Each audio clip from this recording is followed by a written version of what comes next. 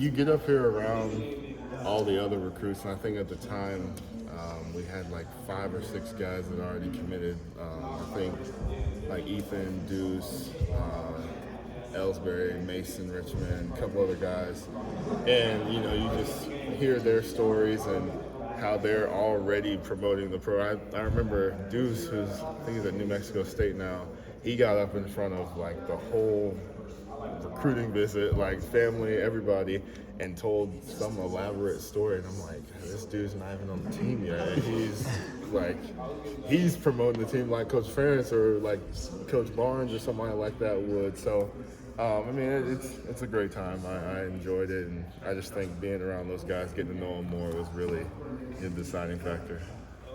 I'm sorry, go ahead. Deontae, I see the Crocs on your Instagram story like every day, man. Just talk about your Crocs and why you're so proud of them. People around here know me. But Crocs they're my favorite. I'm very passionate about it. A lot of times, we're in cleats from, I know it's shorter now, but still we're in cleats from around 8 to 10, 15, and it's 90 degrees outside, and I'm not really trying to put on my Sunday best, so it's easy because they're creative. A lot of things that I like and a lot of things that I remember from my childhood that I, represent, and it's easy. Just slip on, and I'm out the door ready to go about my day, and there's no lack of variety in colors or designs, so it's something easy to get behind, so it's SpongeBob. I'm enjoying it. Favorite SpongeBob episode? I really like the hash slinging slasher. I think I pronounced that right. You did. Maybe I wouldn't say like it might have been the funniest or not, but as a kid, that was like the thrill of a lifetime. Because that was like our horror movies back in 5th, 6th grade, whenever it came out. But yeah, SpongeBob is timeless. When I'm just chilling, sometimes I'll still turn on YouTube and watch it today. But yeah, it's a great laugh, and they're honestly good vibes. So I can't complain. That's way too good, actually. You had powerhouses recruiting you. Why Iowa? I think in a lot of forms of recruiting, coaches and recruiters will throw a lot at you, smoke and mirrors, and as a 17, 18-year-old kid, it can be hard to decipher what's real and what's not. And for me, Iowa was one of the first schools that reached out to me in the recruiting process, but they were one of the last schools that extended me a scholarship offer. And Coach Bell was very instrumental in that. He told me from the jump, we don't want to offer guys that we haven't met in person. I want to get around you, get around your family, see about your high school. At the time, I was still at Culver. And, sure enough, it was early May of my junior year of high school. He came and watched, one of our spring basketball workouts. And before he even introduced himself to me, the first thing he said was, you now have a scholarship from the University of Iowa. And, just that transparency and that honesty is something that I value a lot because, my dad is that way. I've grown up around, full transparency, no sugarcoat my whole life. So seeing that from him, and it really meant a lot to me and my family. And then, Coach Ferentz speaks for himself.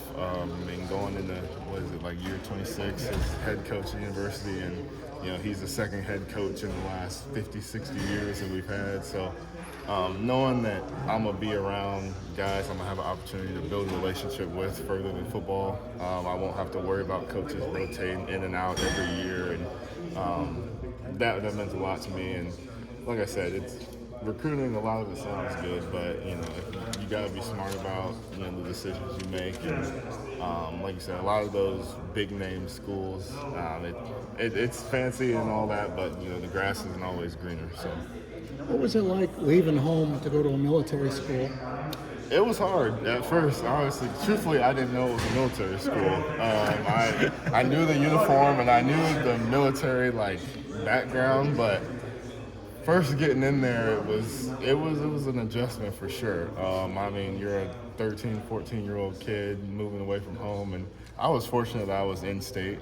But our school represented 48 states in like 39 different countries. So it was people from all over, and you know, you get there, they're yelling at you. You got to remember people's rank. You got to remember the order of their rank. You got to square corners. Your bed's got to always be made. Your room's got to always be perfect.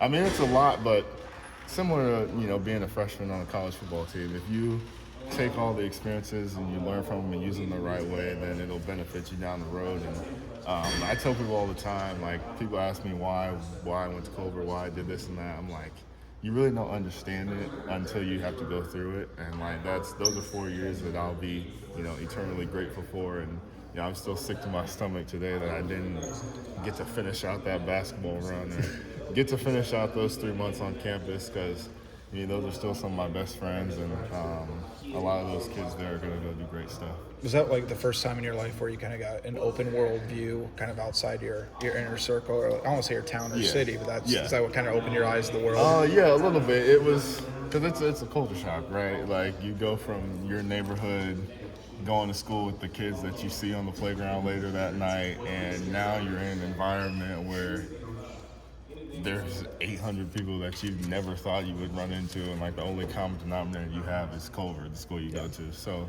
like I said, it's good. I'm happy that I got to take that on at such a young age. It definitely made the transition from high school to college easier, just in terms of the disciplines that you have to have, living on your own, making sure you take care of everything that you got to do before the social aspect of everything comes into play.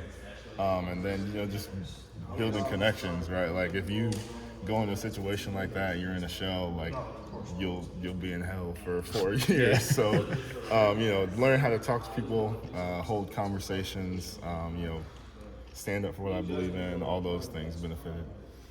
So many guys on this team, yourself included, they're there last year.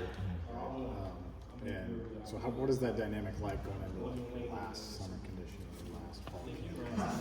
Everyone's in the same boat. Higgins, Schultz, all these guys that came back. Yeah, I mean, we just, it's kind of twofold. Like, on one hand, we're trying to focus all of our attention, putting our best foot forward every day, and making sure that we're ready to compete our best for this team. But then on the other hand, we, like I said, we got young guys coming in that, we can't afford to just hang them out to dry, because we're going to leave one day. That's the reality of it. And I feel like between the 6 years from the 2019 class and the 5 years from the 2020 class, we've really taken big steps and done a great job of, molding or furthering the mold for the culture that's been established here.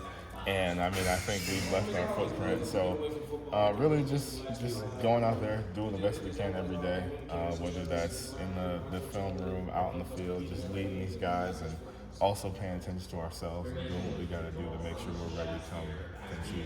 What was the thing, you went out to Los Angeles recently, do I have that right? Yes. What was that? So it was a DEI opportunity called the Black Student Athlete Summit, and basically what it was just a lot of black minds in one space, conversating about all kinds of topics, life after sports, NIL, black love, all kinds of, anything you could think of, it was discussed. And for me, I was very fortunate, to be able to be one of the recipients to go out there.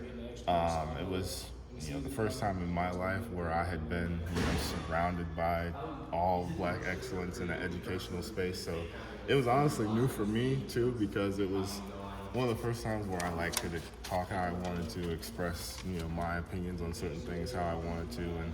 And it was a great 4 days. Obviously the summer aside, being in LA was always a blast. Got to go out there, caught a Fever game while they were out there playing the Sparks, so got to see the GOAT play live in person. And yeah, it was at the same time as living a childhood dream. I got to stand in front of the Kobe statue, got to be right in downtown LA, so I couldn't really ask for better. How did you get selected? So there was an interview process. Originally there was going to be 4 of us go, but obviously transfers and people moving colleges happened. So I was the only kid from Iowa that went. But I was there with Anthony Embry, Lorenda Holstead, and Dr. Cole, who are great DEI ambassadors for the University of Iowa, and do a great job of giving us opportunities to go out and do stuff like that.